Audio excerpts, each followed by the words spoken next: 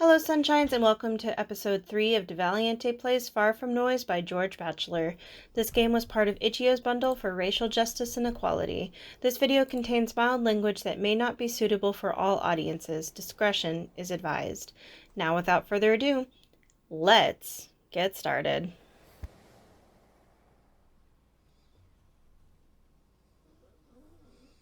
When did it become night?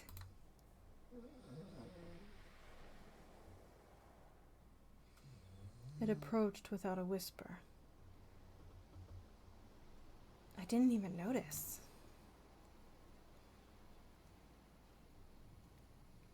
Oh man, look at the stars.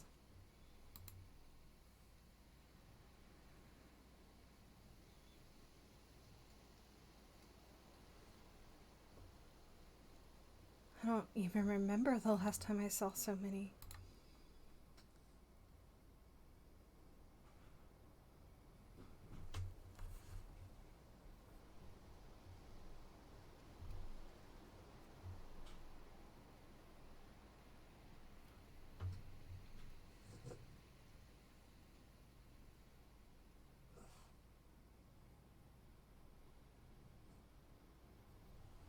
You never see the stars?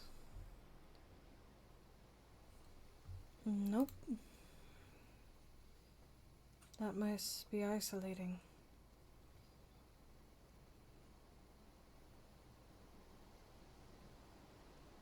They mean something when I do see them, at least. In days of absence, I will long for a night sky. Don't you ever find it a bit overwhelming? Overwhelming. Just looking up all the everythings.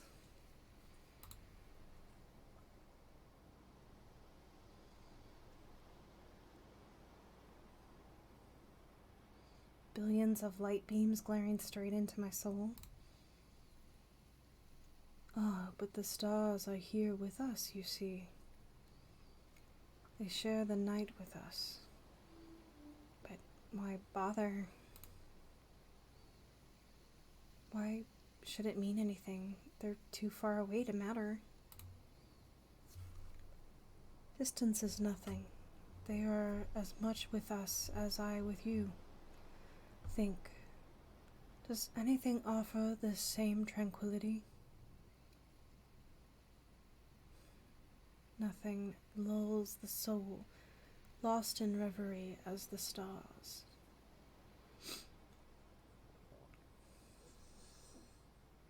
Shards of glitter and glass suspended over us. Yeah, they're beautiful, just isolating. Try this. Focus your gaze on a single star.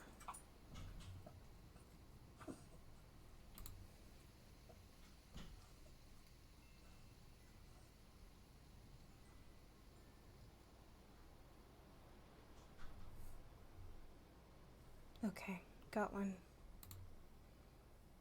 Consider the journey that lone flicker of light has roamed. A strand of silver weaves its way across a galaxy, streaming through celestial clouds, across the backs of shimmering worlds. A lone light finally finds itself here.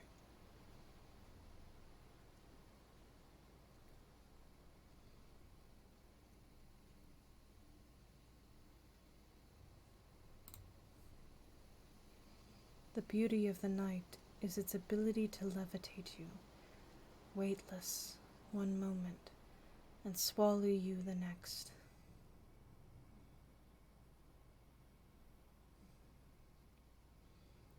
Oddly enough, it is actually nice being out here.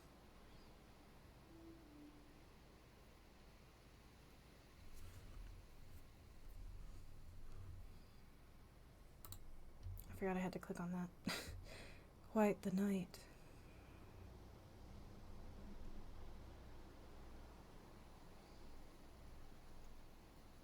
I'll give it that.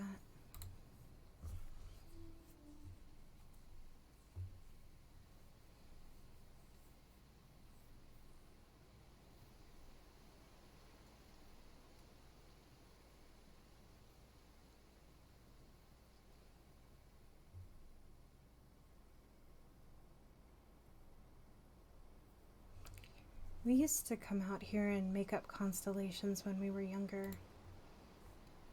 Constellations. Yeah, you know, stories in the stars. Stories in the stars. Say what? Okay, so there's a ton of real constellations.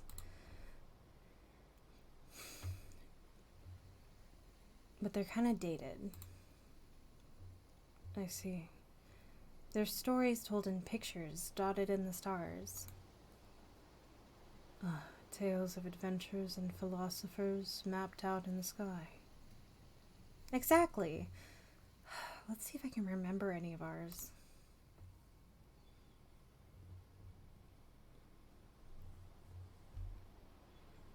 Obviously, there's Avery, the Queen of Steel.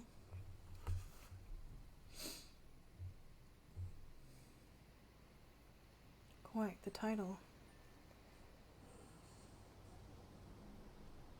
My personal favorite. She was bigger than a boulder, with the gaze of pure steel. With her steely vision, she could transform anything she wished into pure, glistening steel. Impressive. Yep, however, all was not well. It was not. Despite how tirelessly the people worshipped her for her steel, she just wanted to be left alone. Why? They just didn't vibe with her. I can understand that. So, in an effort to hide away from her raging fandom, she turned an entire forest to steel and took refuge within.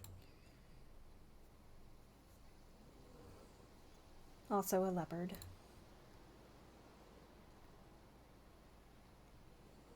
Called Rama.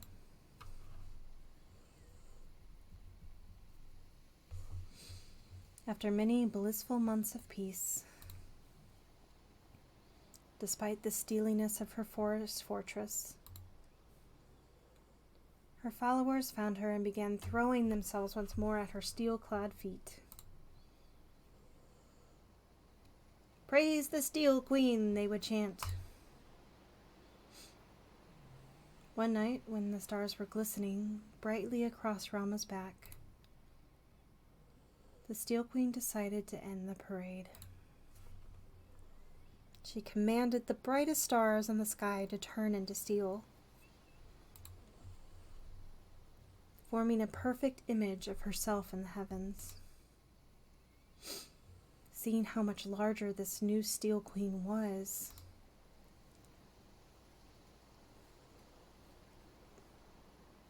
the relentless followers turned their chants to the sky. The end. I shall never look at those stars the same way. Tell me, what others do you know? Well,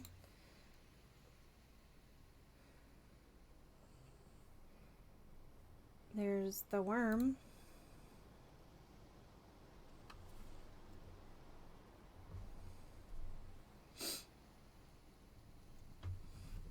The worm. Yeah, immortalized in the stars because it was the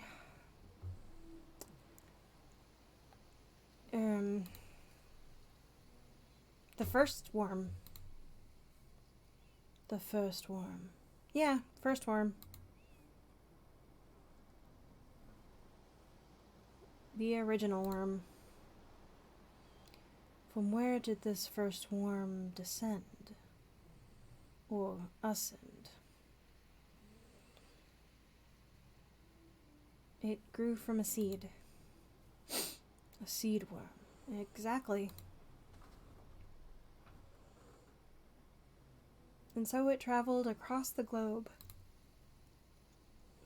singing its worm lullaby into the soil and planting new worms in every continent. What became of the first worm? No one knows. Some say when the moon is waning, as thin as a worm, if you press your ears to the soil, you can hear the lullaby of the first worm, softly humming through the ground. At the next warm moon I shall listen, as shall I. What other legends linger in the stars? Good question.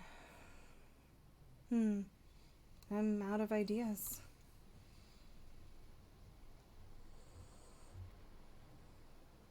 I see something. What is it?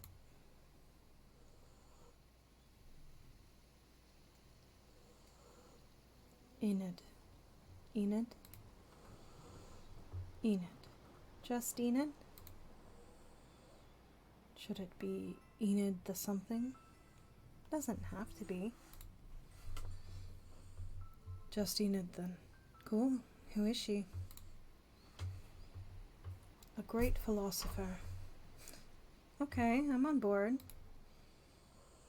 She was an expert in silence. Was she a monk? Perhaps. A silent monk philosopher. It was by choice, her eternal silence. But she could talk? She could. How could anyone tell? It was obvious.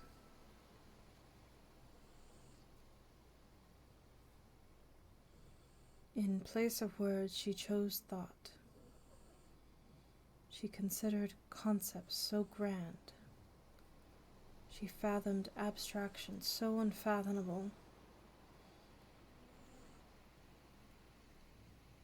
Ideas so spectacular and utterly groundbreaking.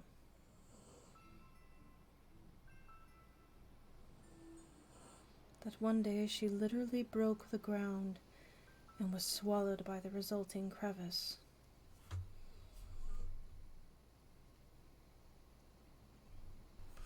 Okay, that was good. It is customary to stay silent when observing the Enid formation, out of respect and in admiration.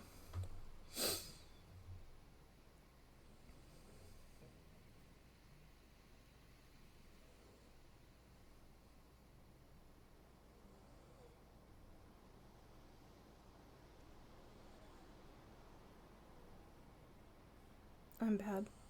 My bad. Sorry, Enid.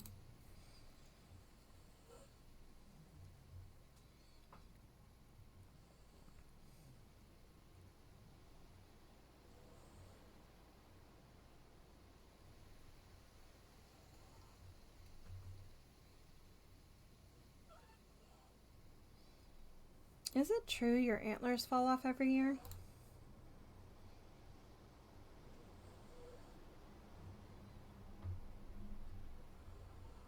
Badger! Ah! What is it? That thing! It is harmless. Are you kidding me? Do you know what that is? Yes. Badger! That much I can see. They're vicious beasts. This little one does not look so vicious. Trust me, they're vicious. It wants blood. It looks more cuddly than anything. Cuddly? If you cuddled that, you'd lose an antler. Have you? Have you tried? Have you? What is this? Well then. No. Well then.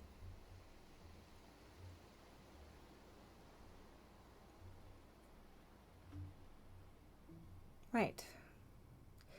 Let me tell you a story. All right. When I was a kid, I had this fluffy toy penguin called Ernest. Ernest. Yes. Ernest. After Shackleton. Although I recently found out that Shackleton ate penguins, so that may not have been the most sensitive name. Anyway, me and Ernest were like best buds.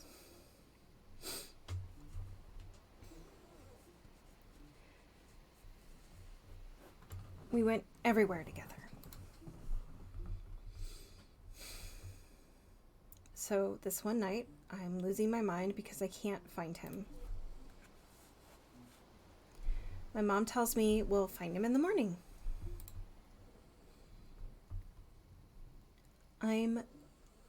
I flipped.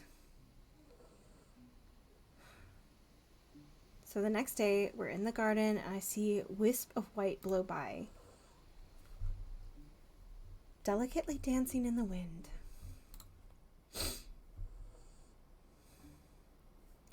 It was pleasant, dreamy almost.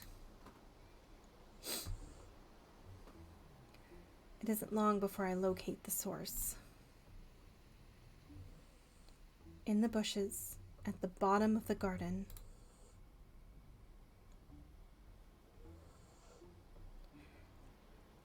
There lies sweet Ernest Shackleton.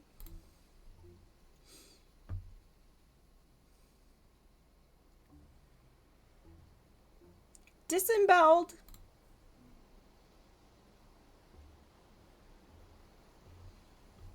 It was awful.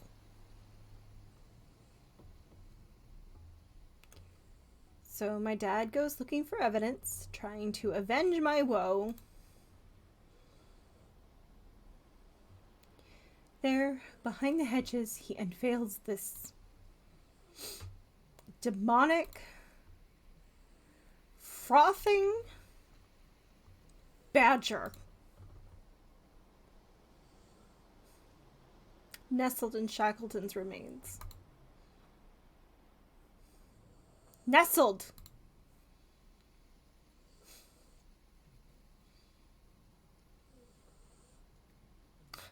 I learned a lot that day.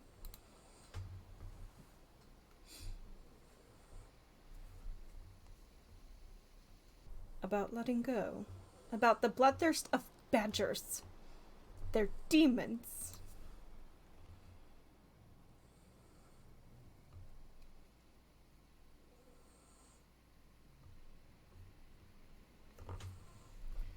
You ought not let the actions of one affect your opinion of the whole. Maybe you're right.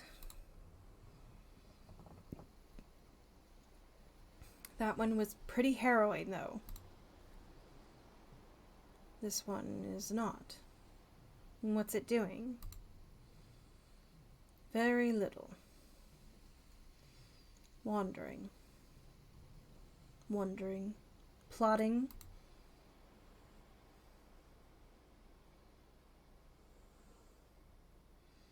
There is little in the way of plotting to note. It's planning something. Trust me.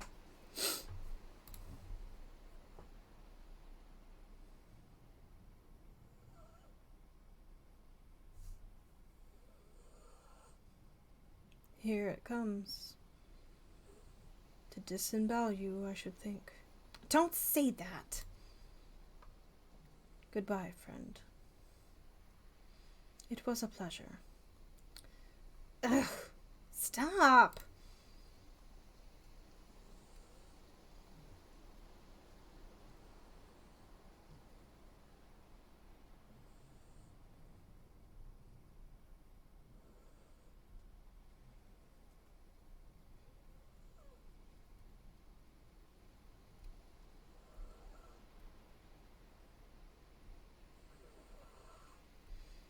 Your adversary has departed.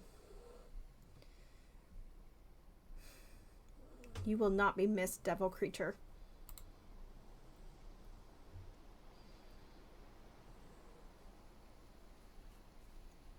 Go now and prey on another helpless foe.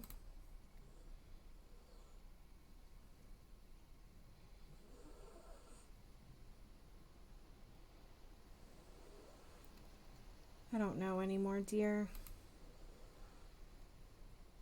Do you? Do I what? Do you know? Do I know what? I don't know. Then neither do I. I don't know what to feel anymore. A piano could drop on me right now and I wouldn't feel it. I just don't care anymore.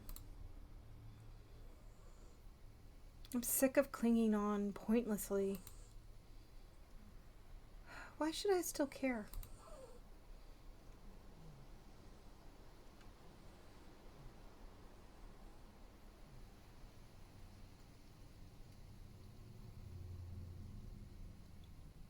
What is it? Wait.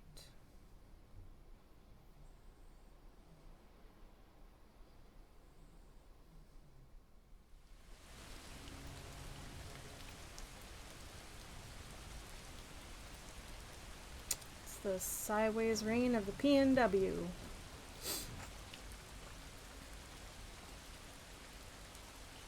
Oh God, I totally forgot about this place. I can't believe I forgot. It used to rain here every single time when we were kids. It's like notorious. Sounds like the PNW. Alright, everything I said before about things being bad, they're fine. They were fine. Now they're bad.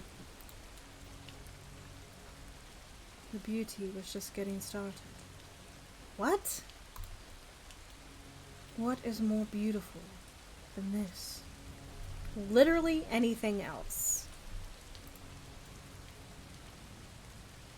But is anything more mesmerizing than the transformation brought by the rain?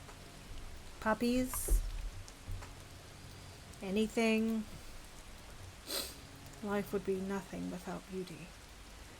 Well, we're not going to be alive to see it.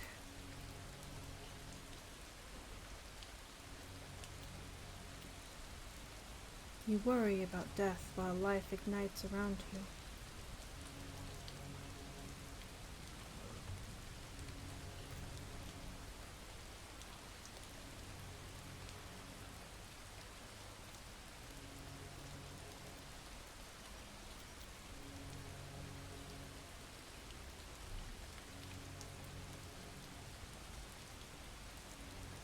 This is the fire of beauty that rages from the earth.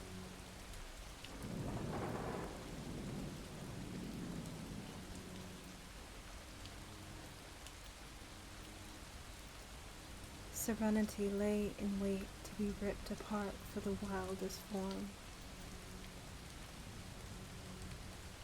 Torrents of exhilaration pour from the sky, quakes shake the ocean to cry out.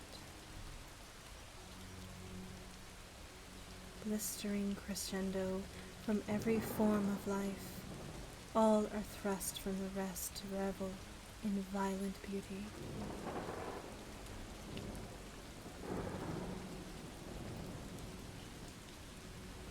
Nothing sleeps, while nature takes its fiercest dance.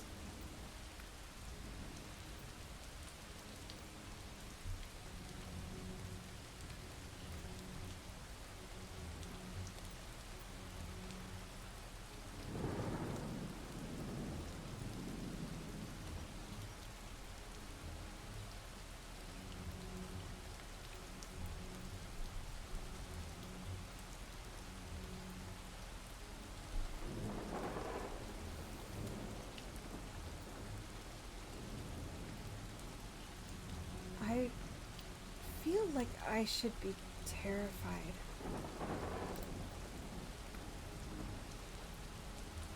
But I'm not.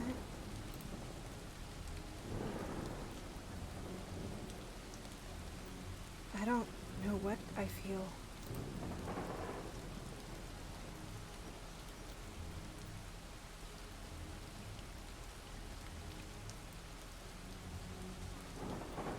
I'm surprised you don't feel nausea. All that rocking back and forth for hours.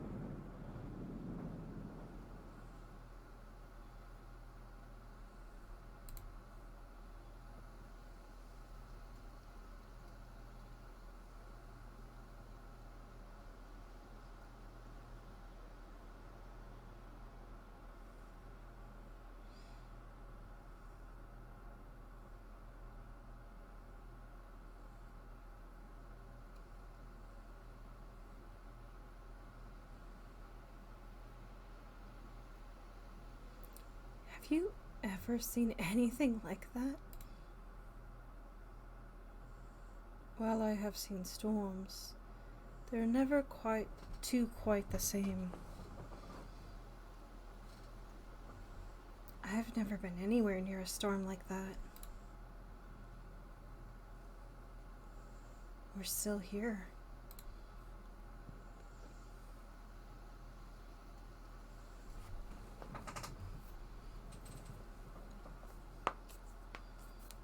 Christ, now the sun's coming up? Thus lifts the veil of night. I can't believe we've been here the entire night.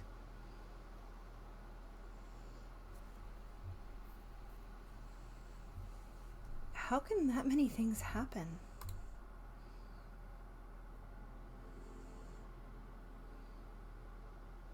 Honestly, I don't even feel like the same person.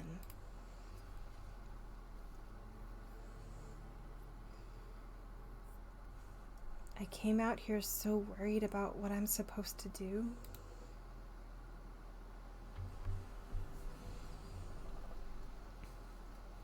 But it all seems so inconsequential now.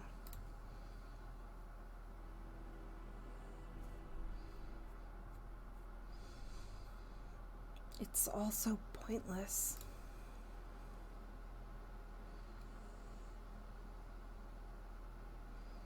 Which is actually a relief. The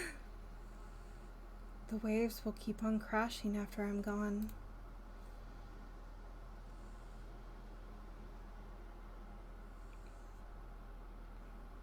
That tree will still be clinging on. Even if I never came back.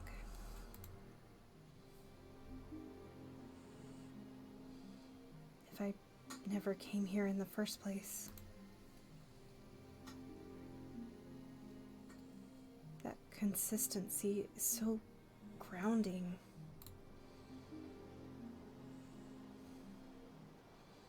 Like it doesn't matter what I do in the future. It doesn't really make a difference.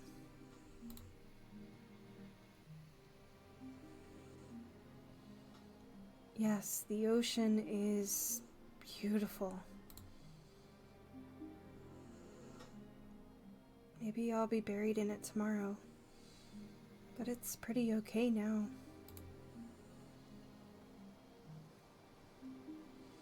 It's nice to just have that right now.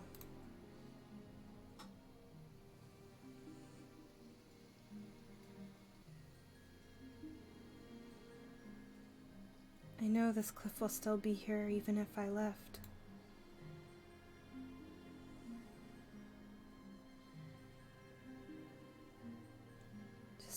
being here, away from everything else.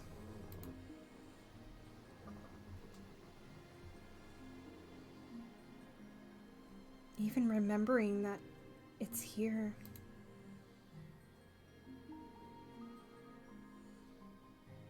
It's like soaking up a sponge with the horizon and the clouds and everything.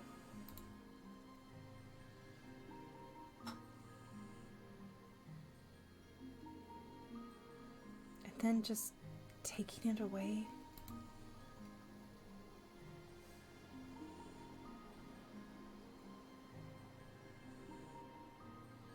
Leaving.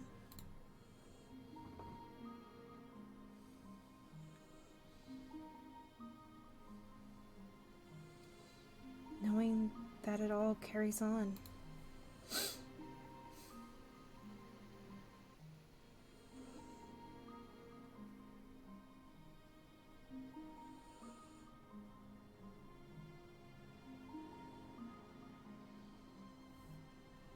What is it?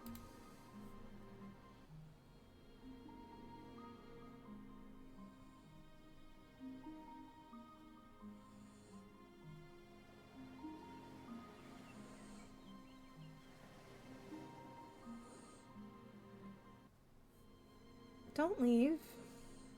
Goodbye, Stag.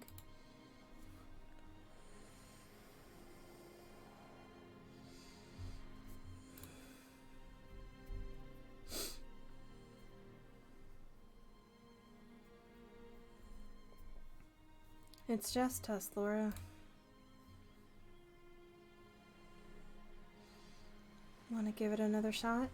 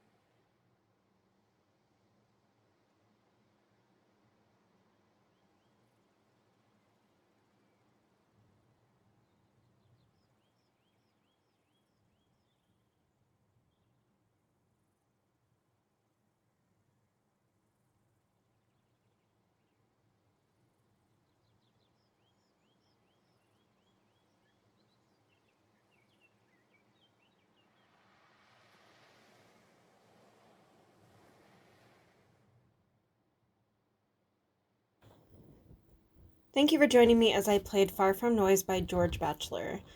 Now, I've played a lot of existential crises disguised as cute video games, so I shouldn't have been too surprised when a talking deer started waxing poetic about horizons and sunsets while you are literally hanging on for dear life.